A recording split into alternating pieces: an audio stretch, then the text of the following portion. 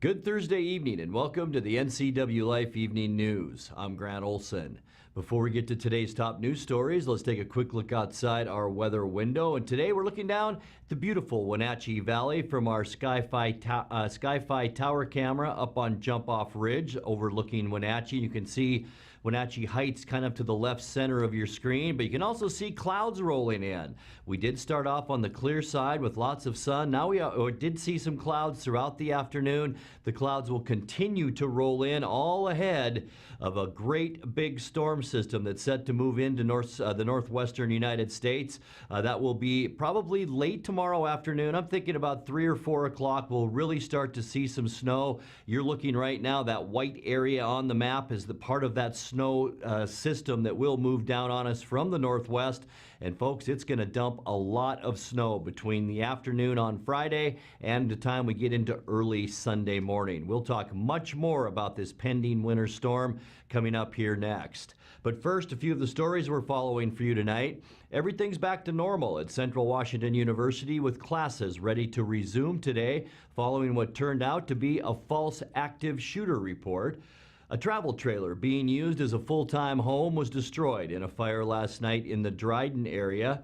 And the Wenatchee and Quincy Shopcos are on the latest list of stores the retailer will close after filing bankruptcy in January. But first, we begin tonight. A significant winter weather event is coming our way. The National Weather Service has issued a winter storm watch for the greater Wenatchee area, as well as much of Okanagan County. That begins tomorrow at 4 p.m. and runs through 4 a.m. Sunday morning. Bands of moderate to heavy snow are expected late Friday afternoon through the day on Saturday, where anywhere from 8 to 12 inches of snow is possible. Snow will be followed by increasing north or northeast winds Saturday into Saturday night, especially for the Okanagan Valley and the Waterville Plateau. Blowing and drifting snow will have the potential to reduce visibilities and cause some roads to become impassable. The east slopes of the Cascades could see as much as 10 to 15 inches of snow by Sunday morning. Travel could be very difficult to impossible in those areas. Patchy blowing snow could significantly reduce visibility. Motorists with plans to travel over the Cascade Mountain passes should monitor the forecast very closely. Well, everything's back to normal at Central Washington University with classes ready to resume today following what turned out to be a false active shooter report. The university in Ellensburg went into lockdown mode at 5:30 p.m. Wednesday when a report surfaced of an active shooter at Lind Hall. Campus police were joined by local law enforcement to search the building and the rest of the campus. When nothing was discovered, the all clear was given at 7:30 p.m. Central Washington University President James Gudino issued a statement last night following the incident. I am greatly relieved that the report was not true, and that I would like to thank our campus police department and our community agencies for their support to search and secure all the effective campus buildings and to ensure the safety of our students, our staff, and our faculty. I would also like to thank all of those on our campus who followed our police instructions to stay in place, and for those who were not near the building to stay away from the affected areas. The campus responded quickly and in an appropriate way to this episode, and I am most thankful that it has turned out to be a false alarm. President Gaudino said campus police are conducting an investigation regarding the report. The university is offering counseling for students and staff with the campus remaining open. However, some were canceled today at the choice of faculty with support from administration. A travel trailer being used as a full-time home was destroyed in a fire last night in the Dryden area. Chelan County Fire District 6 Chief Phil Mosier says his crews arrived shortly after 9:15 p.m. to find the structure fully engulfed in flames. The trailer was located on the south side of U.S. Highway 2 near the entrance to the Dryden transfer station. Moser says the occupant was not inside when the fire started. He suspects the cause to be electrical in nature. Didn't do much of an investigation last night. Did talk to the occupant. He was heating with an electric heater, so that's the suspect right now. But we might do a little further investigation today, but that's kind of our suspect right now. Mosier's crews received help from firefighters with Chelan County Fire District 3 and Kashmir Fire Department, along with the Cascade Ambulance. Well, the Wenatchee Shopko store will close its doors for good on May 12th, the Wisconsin-based retailer announced. Wenatchee's store was not on a list of closures announced on January 16th when the company filed for Chapter 11 bankruptcy, but a new list Thursday includes Wenatchee and a smaller Shopko in Quincy, which will close on May 5th. Overall, the company is closing 251 of its 360 stores nationwide, including other Washington stores in Yakima, Lacey, Pullman, and Spokane. Shopko has struggled in recent years alongside national brands such as Sears and Toys R Us. Coming up next, if you think there's been a growing rat problem in the Wenatchee Valley in recent years, you're not mistaken. Tonight, the first of a two-part series. The Washington State Department of Fish and Wildlife is in the process of acquiring properties in central Washington for habitat protection, and the Wenatchee School Board began grappling with its $5.2 million budget deficit on Wednesday. I'm Grant Olson, and you're watching the NCWLIFE Evening News.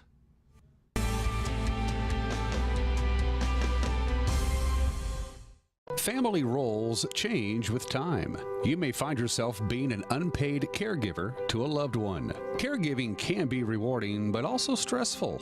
Taking care of yourself is vital. Aging and Adult Care of Central Washington has low or no cost services for unpaid caregivers, such as in-home support, care supplies, and counseling. Connect in your local area by calling Aging and Adult Care at 800-572-4459 and mention you're interested in caregiver support. Stormy Mountain Brewing and local public house, featuring great family dining in downtown Chelan. We've got burgers, pub fare, and the best barbecue around. Try one of our award-winning sauces made fresh here in-house. So grab the whole gang and come on down. Stormy Mountain Brewing. Beer, barbecue, friends, and beer.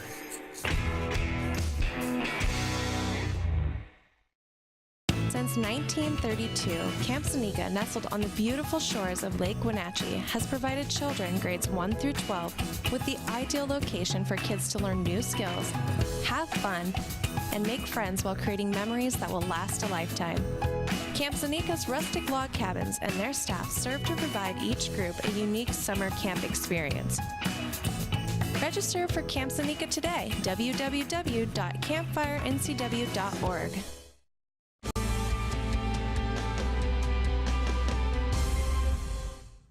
Welcome back. In another news, if you think there's been a growing rat problem in the Wenatchee Valley in recent years, you're not mistaken. NCWLIFE's Cal Fitzsimmons, in the first of a two-part story on this rodent outbreak, tells us more. Chances are, if you live in the Wenatchee area, you've either recently had a problem with rats or have friends with rat stories to tell. Simply put, Wenatchee has a rat problem. Pete Smith, owner of Alpine Pest Management, said he used to receive a couple calls a year about rats, and now sometimes gets that many before noon. Dave Prosh, environmental health specialist with the Chelan-Douglas Health District, said rat reports have become a regular way of life for the district. Prior to 2015, he said he received only 2 rat calls in his 27 years with the district. Since 2016, the health district has mailed out hundreds of warning cards to 44 neighborhoods with rat issues. And where did all these rats suddenly come from? Everyone seems to have a theory. Some blame wildfires in the foothills, urban backyard farms, bird feeders, and even climate change. But by far, the most popular theory is that when a new Washington elementary school was built and the old school torn down in 2015 and 16, an underground colony of rats was unleashed on Wenatchee's neighborhoods. Greg Harkenrath, Director of Facilities and Capital Projects for the school district, said he's very familiar with that theory. This question came up during construction. Washington, the new building was constructed in started June of 2015. So we were clearing the site, building the new school as the students and staff remained in the existing school, 1950s era building.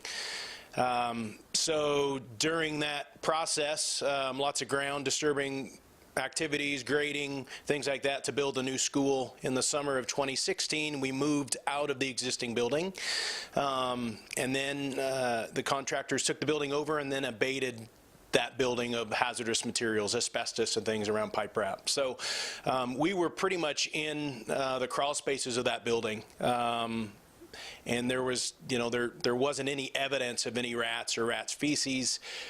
During occupation of that building, we never had any complaints of rats. M&O was never called out to the building to get rid of rats, never had any pest control companies out there.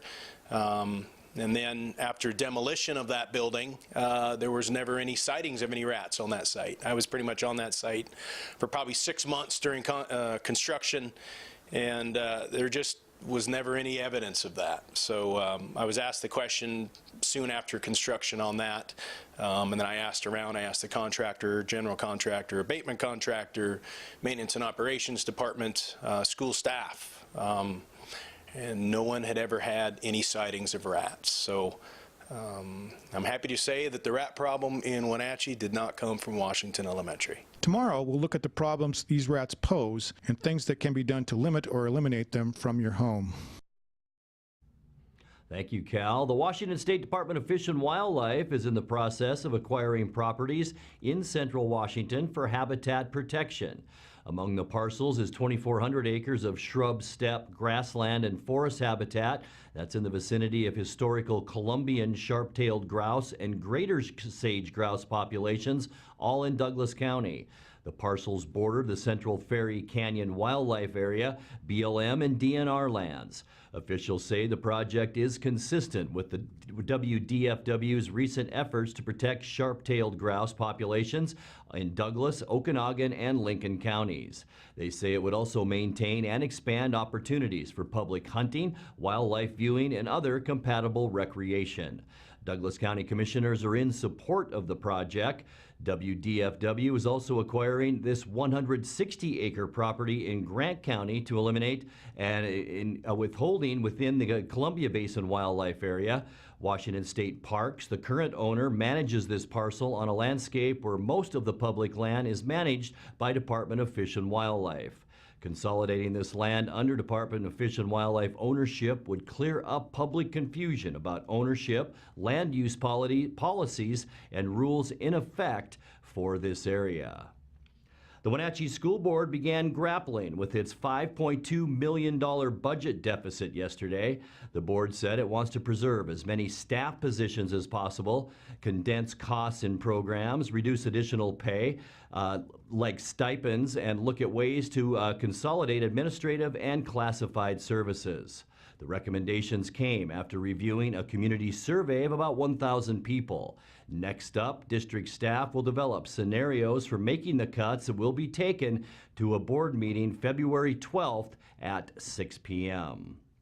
You're watching the NCWLIFE Evening News. Coming up next, tonight's feature story and your complete local weather forecast. That and much more still to come on the NCWLIFE Evening News. Stay with us.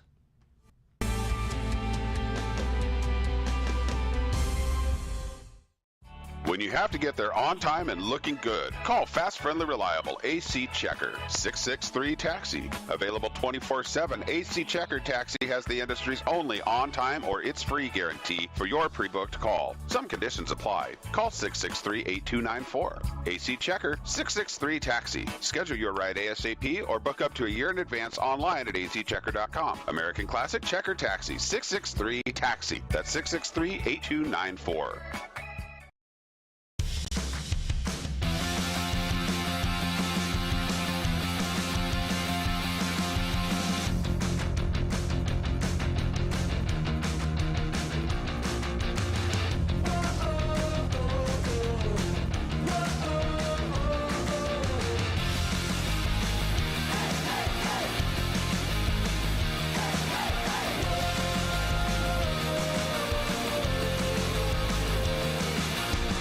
Everything we do is about delivering very high quality care and keeping our patients safe. We really work as a team here, and so that's really what makes it worthwhile. I give 100% every day, and I do that because I work for a company that I believe gives 100% back to me. The bottom line is we genuinely care about our employees. It is the most incredible place to work, and you will be inspired every day.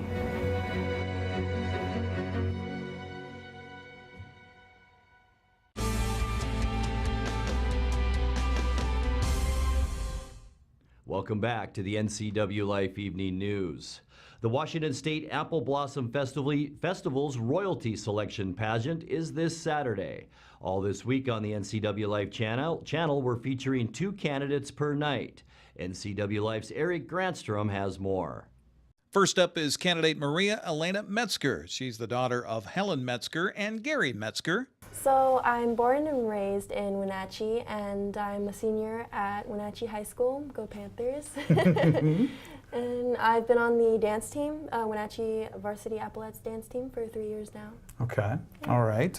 Tell me about what being involved in dance has taught you. Aside from dance moves and things like that, what has being a part of that taught you? It's definitely taught me leadership and confidence and being able to cooperate and have teamwork, definitely. Why in the world did you decide to do this, to run for Apple Blossom? I've always looked up to Apple Blossom, and it's always been my favorite time of the year. Yeah. Okay, all right.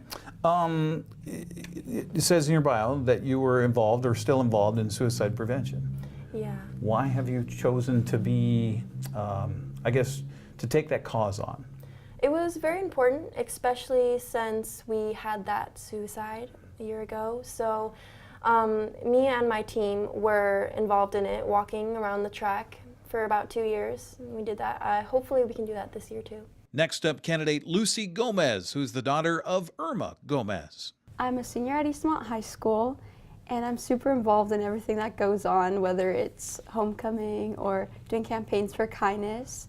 And I also come from a really, really big Hispanic, loud family, and I just enjoy being with them all the time. They support me so much. You say in your bio that your mom is your inspiration. Why? She's had to work through a lot of adversity. My father passed away when I was younger, but also it's made her stronger, and it's made all of my family stronger, and we're just always here for each other. So. Now you said you're part of a big family. Mm-hmm. How many brothers, sisters, that type of thing? I have 3 older sisters and 1 younger sister. Holy cow. And your mom's done that pretty much by herself? Yes, by herself. That's incredible. Why did you decide to run for Apple Blossom? So it's actually kind of a funny story. When I was a little girl with my little sister, we were at the carnival, and the Apple Blossom royalty came in, and we were waiting in a really long line, and the Apple Blossom royalty just stepped up in the front, and they got to ride the ride before anybody else. And I just remember sitting with my sister and talking about how cool it would be to ride every ride before everybody else. The Kashmir Valley Bank Royalty Selection Pageant is Saturday night at 6:30. Be sure and watch it live here on the NCW Life channel.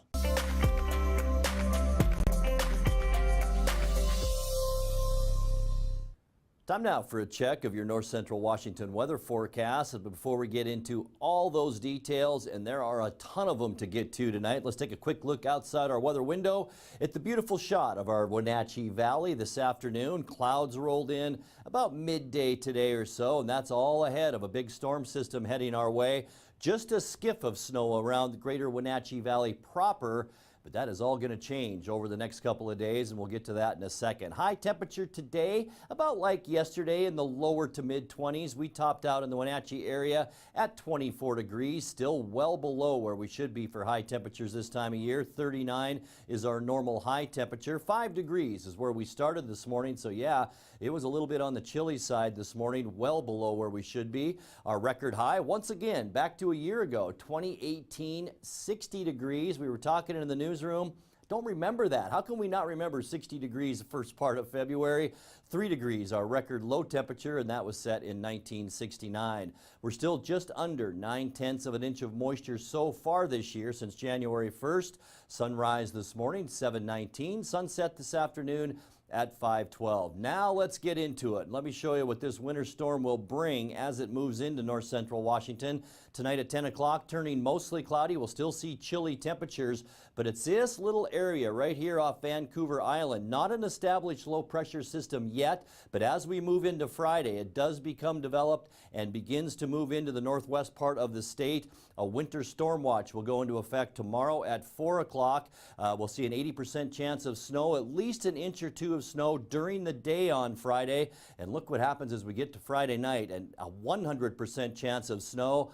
3 to 7 inches of snow is possible overnight Friday, and as we move into early Saturday morning, that winter storm watch will stay in effect until 4 a.m. on Sunday morning. I really think, though, as we move through the day on Saturday, where we could pick up another 2 to 4 inches of snow, that it will taper off as this system slowly heads down to the Intermountain West and the Rockies, but still a chance for snow, about a 60% chance on Saturday night. So all told, we could see 8 to 12 inches of snow out of this storm system, hence the winter storm watch. By Sunday, most of that should push off to our southeast. We'll see mostly cloudy skies here in central Washington, and it will be cold. We're going to get reinforcing cold air as we move into Saturday night and Sunday, and that will make for a very cold Monday as well, with partly cloudy skies and cold conditions before this next area of low pressure, it slides our way, and that'll be mid to late next week. But first, let's check your quick lube and tune forecast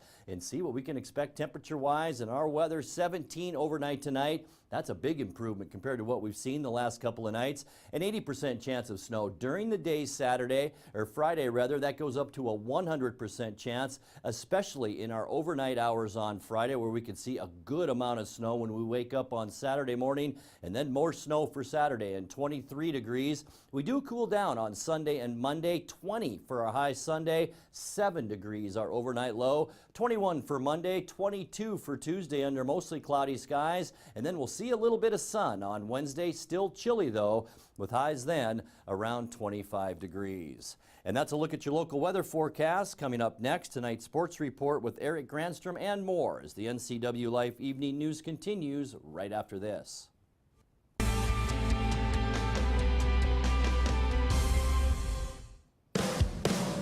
Antique Mall at Cashmere wishes you a happy and prosperous new year. With 15,000 square feet to explore, Antique Mall at Cashmere has something for everyone. For repurposing projects, do-it-yourselfers, and those with a keen eye for making something old fresh and new again, this is the place to find your next project. Antique Mall at Cashmere, their friendly staff is here to help you. Stop on by today.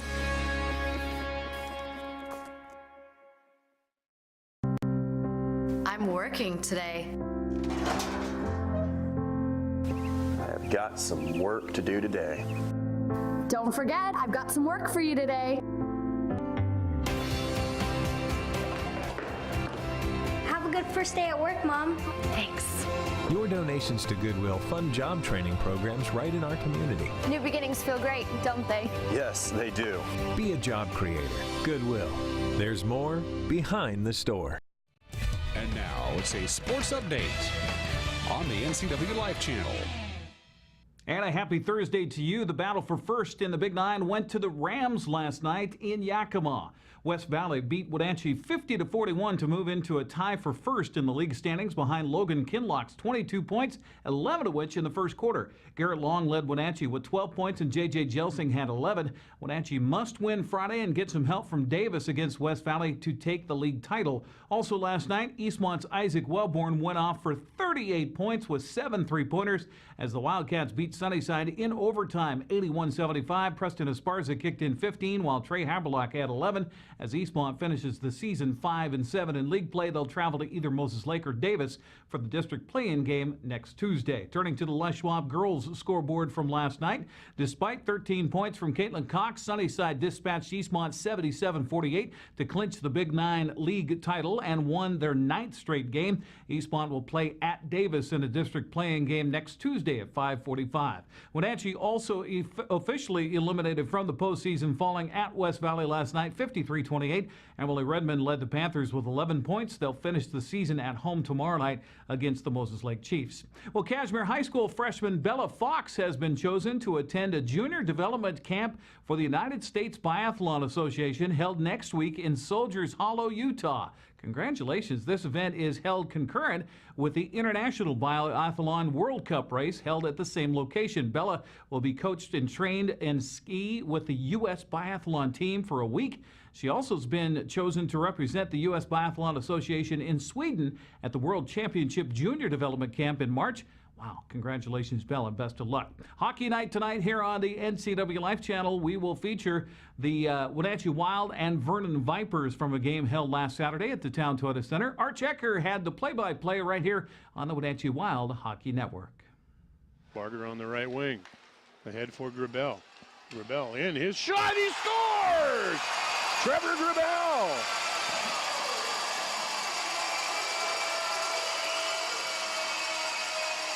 What a shot. And off the outside of the glove side post. Still has it. Centers in front, shot and a score. Connor Merritt had Grabel on him. He was trying to tie him up, but the feed came out of the left corner. And that will technically be a shorthanded goal. Shoveled up on the near side. And Stratton is going to press it up against the corner there and settle for the overtime hockey. And off the draw, cleanly won nicely by Fletcher as he gets it into the corner, presses it there, and we're going to run out of time. The horn sounds.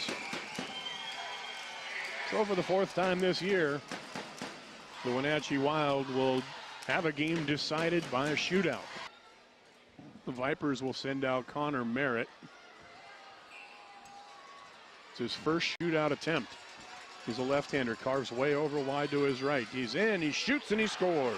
Murphy Stratton will be called on to try to even things up. Stratton, the right-hander from the near side. He cuts way over to the right. He's in, he waits, he dangles, backhander is turned aside. As Kowalski will come in. If he scores, it's over. He's a right-handed shot. Cuts way wide to the near side, dangles across, shoots, and he scores. Sandquist kind of stuttered and his stick got tangled up. I think he thought about poke checking and was unable to pull it off, and Kowalski buries it.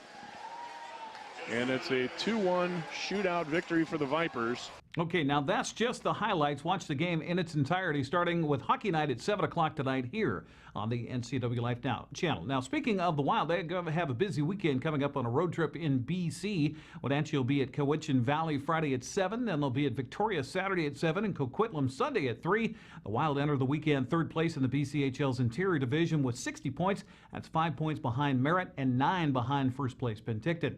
Coming up in men's college basketball tonight, well, some games of interest. Washington State's at Arizona State at 5 on the Pac-12 network. Washington plays at Arizona at 6 o'clock on ESPN2. The fourth-ranked Gonzaga Bulldogs home tonight against San Francisco. That's a 6 o'clock game, not on TV. Again, here's the reminder of our schedule coming up on the NCWLIFE channel. Hockey night tonight. We have basketball tomorrow night with Moses Lake and Wenatchee from Wenatchee High School, 5:30 start time there. And then the Kashmir Valley Bank Royalty Selection Pageant Saturday night at 6. That's a look at sports news. I'm Eric Granstrom on the NCWLIFE channel. Grant, back to you. Thank you, Eric. And finally tonight, a Wenatchee man says he saw something odd in the skies over town Wednesday afternoon. Floyd Koenig says he was waiting for a Link bus when he looked up. Hey, I was sitting at the bus stop there at North Valley Center and happened to look up, and there was an object that was white that appeared to be flat, moving really slow. It was around 2 o'clock. I just got home, and it disappeared. So I don't know if anybody else saw it. Give me a call if you want more information. And that's going to do it for our newscast tonight. Thanks for joining us, and have a great night.